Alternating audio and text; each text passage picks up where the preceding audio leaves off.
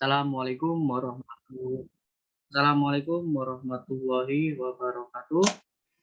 Pada kesempatan kali ini, kami akan mempresentasikan hasil dari kerja kelompok kami mengenai tentang interaksi tata guna lahan, transportasi, dan model 4 tahapan.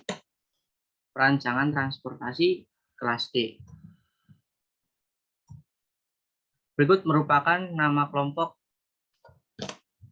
dengan saya sendiri, Surya Dewantara Putra, NIM 2019-011-0135. Dan saya sendiri, Sultan Faizi dengan NIM 2019-0110-124. Berikut merupakan hal-hal yang akan kita bahas mengenai ada latar belakang, tujuan dan ruang lingkup, pendekatan kajian metodologi, pembahasan dan diskusi, yang terakhir ada kesimpulan. Yang pertama, latar belakang.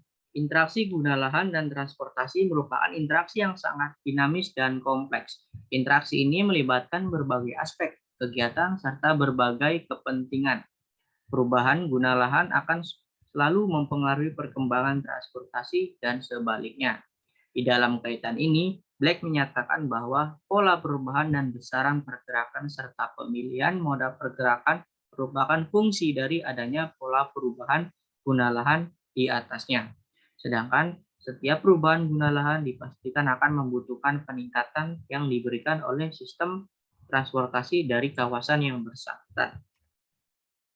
Untuk menjelaskan bagaimana interaksi itu terjadi, Major menunjukkan kerangka sistem interaksi guna lahan dan transportasi. Perkembangan guna lahan akan membangkitkan arus pergerakan. Selain itu, perubahan tersebut akan mempengaruhi pula pola persebaran pola permintaan pergerakan. Sebagai konsekuensi dari perubahan tersebut adalah adanya kebutuhan sistem jaringan serta sarana transportasi. Sebaiknya, konsekuensi dari adanya peningkatan penyediaan sistem jaringan serta sarana transportasi akan membangkitkan arus pergerakan baru.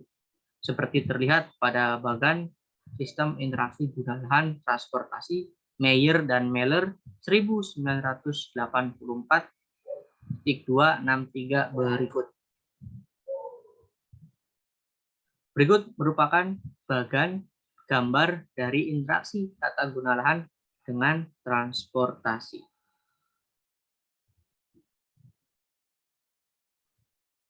Lanjut ke tujuan dan ruang lingkup. Yang pertama ada aksesibilitas. Ukuran potensial atau kesempatan untuk melakukan perjalanan digunakan untuk mengalokasikan masalah yang terdapat dalam sistem transportasi dan mengevaluasi pemecahan transportasi.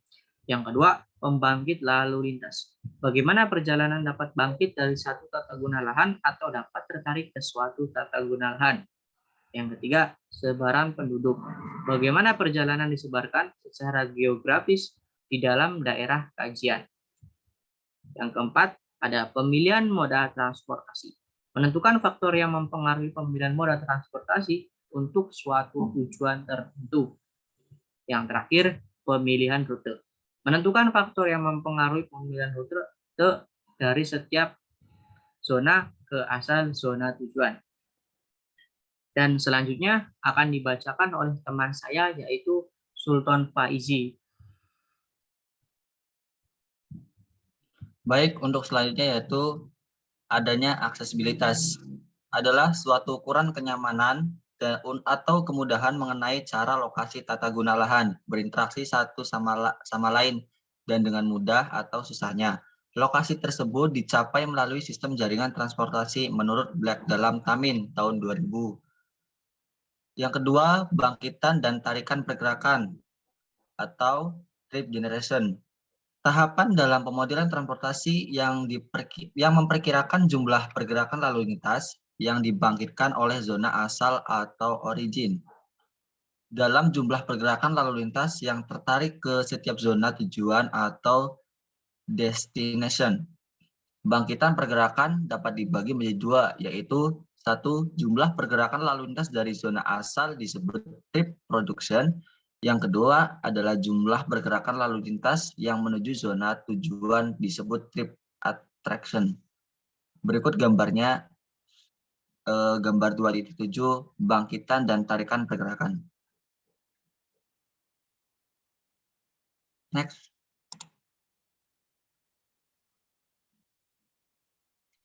Yang ketiga adanya sebaran pergerakan atau trip distribution. Adalah tahapan dalam pemodelan transportasi yang berhubungan dengan pergerakan antar zona, yaitu zona asal menuju zona tujuan. Sehingga hasil dari tahapan ini adalah matriks asal tujuan atau MAT. Tahapan ini menghubungkan interaksi antara dua tata lahan, jaringan transportasi, dan arus lalu lintas menurut Tamin tahun 2000. Tujuan dari pemodelan sebaran pergerakan adalah untuk mengkalibrasi persamaan-persamaan yang akan menghasilkan hasil observasi lapangan pola pergerakan asal tujuan. Berikut gambar 2.8 distribusi pergerakan antara dua zona. Oke, next. Yang keempat adanya pemilihan moda atau moda split atau moda choice. Adalah moda transportasi dibagi menjadi dua, yaitu moda angkutan pribadi dan moda angkutan umum. Orang yang hanya dapat memilih satu moda transportasi saja dapat dikatakan captive terhadap moda transportasi tersebut menurut Tamin tahun 2000. Apabila terdapat lebih dari satu pilihan moda transportasi, maka pemilihan moda umumnya bergantung pada rute yang terpendek, waktu yang tercepat, biaya yang termurah, atau kombinasi dari ketiganya. Selain itu, faktor lain yang mempengaruhi pemilihan moda adalah kenyamanan dan keselamatan. Hal mana faktor ini harus turut dipertimbangkan.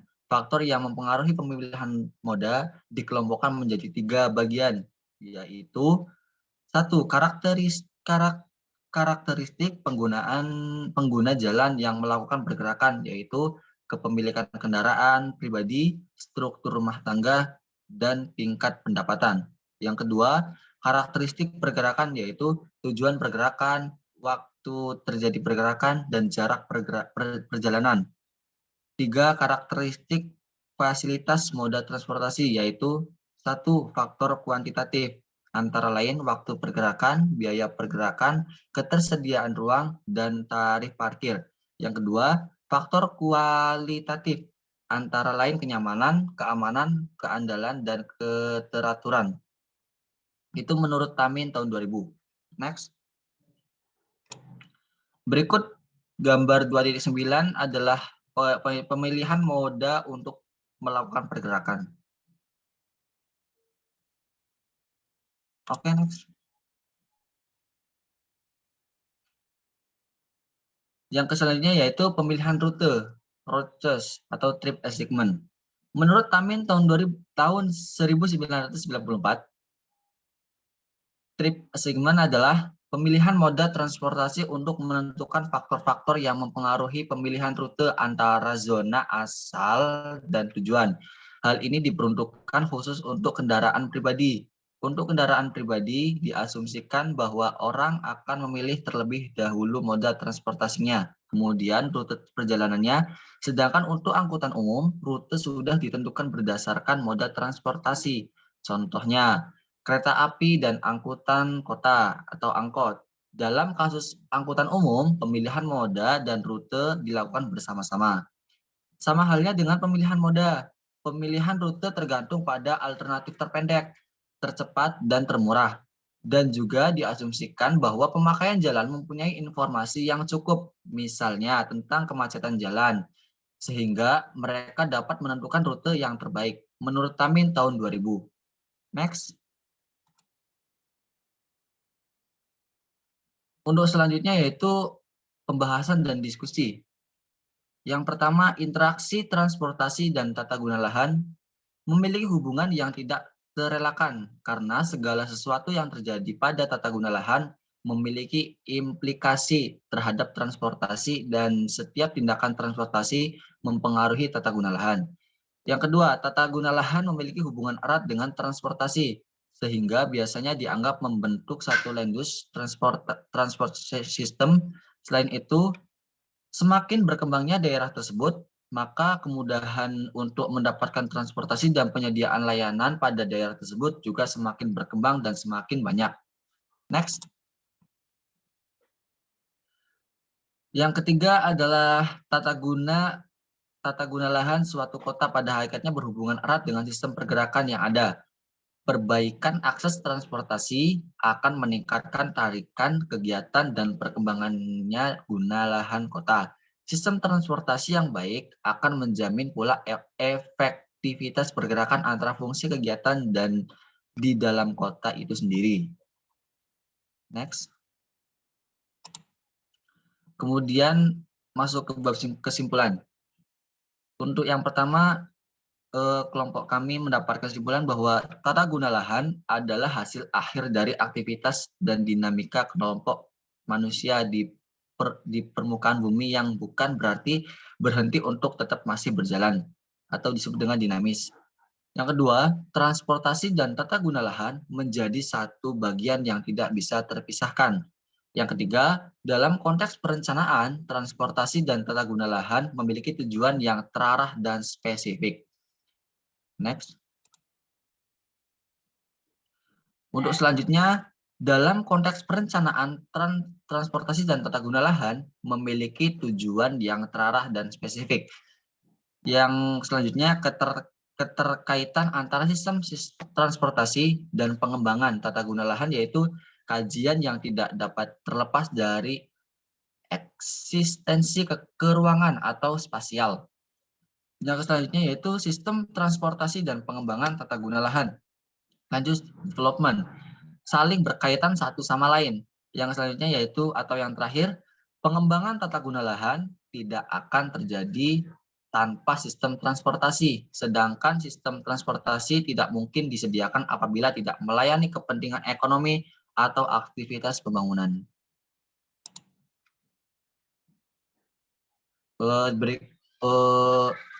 Menurut saya sudah cukup penjelasan dari kelompok saya mengenai